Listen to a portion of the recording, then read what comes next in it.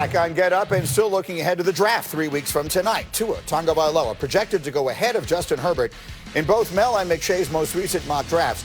But with Herbert still projected as a top 10 pick, yesterday here, Louis Riddick suggested that Herbert going ahead might be the right call. If I was able to really convince everyone else and convince myself that, hey, we would be okay if we didn't get Tua and we didn't get Joe Burrow, and that, you know what, maybe we could go with Justin Herbert. We would be just fine picking him at the 5 spot, and we feel as though that we could coach him into being exactly what we want and still minimizing that amount of risk. Maybe that's the route that I would want to go. I think I would want to have all of those kinds of conversations because the risk is just too great. So that was yesterday. I'm fascinated by that, and I will bring Mike Tannenbaum in before I just get to say, if there's an involuntary smile on my face, it is because I haven't seen Ryan Clark in far too long, and it is great to see you, my man. It's great to have RC back with us, and I will ask you about this. But first, Mr. T, you're the GM, and you have been all over Justin Herbert, I feel like, since the beginning of this process. So it's 2 questions. Would you take Herbert ahead of Tua right now, and do you think there's any real chance Herbert does go ahead of Tua? I would, and again, simply because I know what I'm getting in Justin Herbert. He's healthy, he's durable, and he's ready to go. Again, the concern with Tua is we don't know what we're getting, and it's too big of a risk in the top 10. I don't know how it's going to play out. I think it would be a team like Miami that could take Tua because they do have multiple first-round picks. So if a team is going to take a risk, someone like Miami has the ammunition to do so. RC, what do you think? You watch these guys, you study it. We've obviously been talking about Tua for what feels like forever. How do you see that playing out relative to his injury and everything else? Yeah, I think what's the hard thing to forget about Tua is that the first time we saw him, he was great, and he was great for the most part of his career. But I agree with Louis and also Mike on this, that if you think Justin Herbert can be a franchise quarterback, a guy that can be a really good quarterback for your team for over a decade, I believe that you take him because he does have the durability. He's been available. And for the last 3 years, I feel like we've been talking about Justin Herbert taking that ascension and being the #1 overall pick, and he's done nothing but help himself since this season ended for Oregon. And so for me, I think if you can convince yourself that Justin Herbert has the requisite skill set that you need, you now minimize that risk. And even if Tua Tagovailoa does find a way to stay healthy and plays a ton, if you draft a guy early in the top 10 that becomes your franchise quarterback for a decade and a half, a la a guy like Phillip Rivers, then you have made the right decision, the right choice, and minimizing that risk might be what you have to do, especially in a year as uncertain as this one is. Now, this isn't what we planned, but I'm being told that Dominique is laughing at this notion right now off camera, so I'm going to bring him in. Nick, what's your issue here?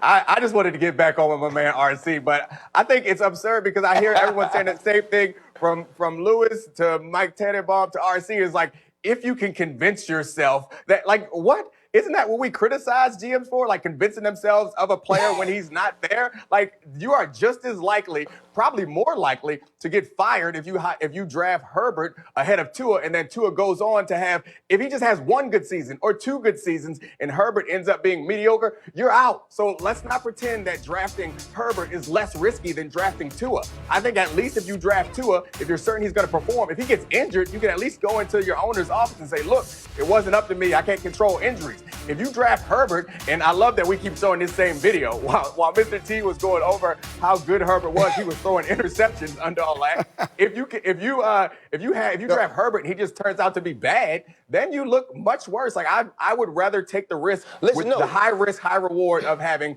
Tua than going Herbert. Go ahead, RC. Dom, and that's but see though, that's the yes sir.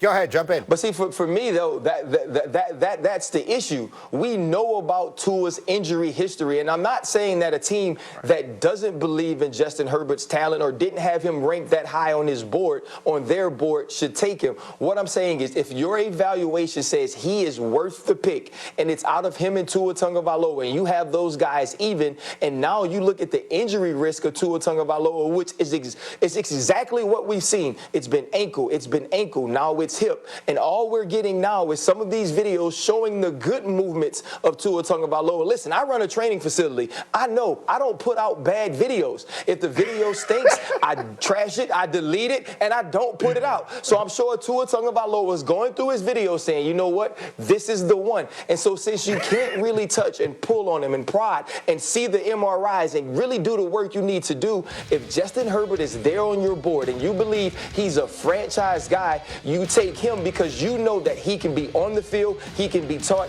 and he does have a foundational skill set that leads you to believe he can be a franchise guy. All right, let me leave this here for a moment because I'm going to bring a whole other part of the conversation in, Mike Tannenbaum, because we keep talking about the 5th pick or the 3rd pick. How about the 2nd pick? Let's go over some storylines for Washington because it was a rough rookie year last year for Dwayne Haskins. A lot of circumstances that were not really fair to him, but he had a total QBR of 26. That was worst in the NFL among players who threw at least 200 passes. They brought in 2-time Coach of the Year Ron Rivera after he was fired by Carolina. He is the 7th head coach hired by the team's owner, Dan Snyder. But he does seem to have some authority and clout there. And then just recently, they traded for former Panther Kyle Allen to join his former head coach in Washington. Allen won the first 5 starts of his career, but then lost each of the last 6. Allen, who has been working out West with a couple of other quarterbacks, said that after talking to Rivera, quote, the expectation is to come in and compete for the job. That's an awesome opportunity. The continuity with the system is huge for me, and I think it's going to be big for the team, too. If we don't have a lot of OTAs or don't have OTAs at all, it gives at least someone on the team a chance with experience in the system to be able to teach it to the other guys. So, Dominique, I want to come to you. Do you think that is really a quarterback competition there right now in Washington between those two guys? I hope not. If it is a quarterback competition, then they need to be drafting Tua at number 2. That's what they should be doing. Kyle Allen is not the future of that organization. I think Dwayne Haskins might be, maybe not. But if you have questions at quarterback and you're going to be splitting reps and having some sort of competition, the other person who should be getting those reps is Tua Tagovailoa, not Kyle Allen. I think we saw Kyle Allen have a few wins last year, but no one has convinced themselves that Kyle Allen is who they want to hand the ball over to and hand the franchise over to in Washington. So that sets up, to me, a really interesting one. And Mike Tannenbaum, I'll come to you. You're Washington. You've got the 2nd pick in this draft. The way I see it, you have 3 options. You can take the quarterback, Tua Tagovailoa, who'll be sitting there, the way it was just described. You can take Chase Young, who feels like the safest bet in the entire draft, the pass rusher extraordinaire out of Ohio State. Or you can entertain trade offers for someone who might want to come up and get either one of those 2 guys. Mike T., what are you doing? Oh, I'm taking Chase Young. This is really the opposite of what Arizona did last year. They solidified the quarterback position, as we just talked about, with Kyle Allen and maybe Dwayne Haskins. And when you look at Chase Young on a per-game basis, he was much more productive than Nick Bosa at Ohio State. So throw out the fact that Nick Bosa was hurt and all the other questions we had about his dependability. Chase Young, to me, has a higher upside than Nick Bosa, and we saw how dominant he was a year ago. So now you have the best of both worlds. You solidified your quarterback position, and again, in this weird year, Kyle Allen actually brings a lot of value because he knows the system. And now you bring in a dominant front 7 pressure player who happens to be from Maryland. I think that's what you do if you're Washington. You turn the card in, and now you've solidified both sides of the ball. RC, what do you think? I kind of feel like Dom, and I feel like Mike. Listen, Kyle Allen showed us who he was, and I believe it's an actual quarterback competition because if you guys remember, for the first 3 games, we were saying that Kyle Allen was going to replace Cam Newton as the starter for Carolina, and then all he did was play so bad, he was then benched, and then he was brought back, and now he's been traded. But when you look at what he'll become in Washington is this. Leaders become leaders by education, by holding knowledge. And so now when I'm a wide receiver and it's training camp or whenever we get back to football, who am I going to ask questions about Scott Turner's new offense in Washington? I'm going to go ask Kyle Allen. And so now he becomes a leader. Now he becomes a guy that the younger people on the offensive side of the ball, or younger players, are looking to for information. And so now he has comfort. The coaches find comfort in him. And I definitely believe that it's going to be a quarterback competition. I believe believe they'll pick Chase Young second if they stay in that spot. And Kyle Allen becomes the day one starter for the Washington Redskins. Dwayne Haskins did nothing to prove to people that he is ready for that job. And that familiarity between that coaching staff, that quarterback, combined with no offseason, is going to give Kyle Allen the edge over Dwayne Haskins. And so it's not just the competition. I believe it's Kyle Allen's job. That's remarkable to me. And I'm not disagreeing with you, but it certainly feels, Mike Tannenbaum, like sometimes people, it's just unfortunate. I mean, there are circumstances, if that's the way this thing goes, that over which Dwayne Haskins has repeatedly had zero control. He walked into a terrible situation where the owner wanted him, the coach didn't. They fired the coach. They put him on the field. He played a little better. Now we have this circumstance where they're going to bring someone else in who already knows the offense. I mean, how are we supposed to evaluate Dwayne Haskins if that's the way this thing winds up going?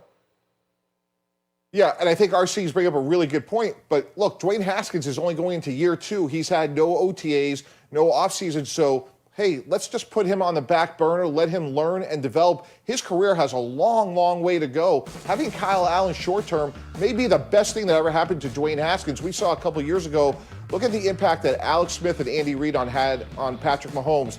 Patrick Mahomes sat for 15 games, and look what he's turned into. So if I'm Haskins and I have to take a half a step back short term, that's okay. And if I'm Washington, I win for today with Kyle Allen, or the best chance to win for today. I get a great dominant player in Chase Young. And oh, by the way, I am pouring resources into Dwayne Haskins to make him the best quarterback for the next 10 years. But with no offseason program, not being able to learn this new offense, it's almost unfair to put Dwayne Haskins in a situation where he may not be able to succeed. And to RC's point, at least Kyle Allen could come in and speak the verbiage.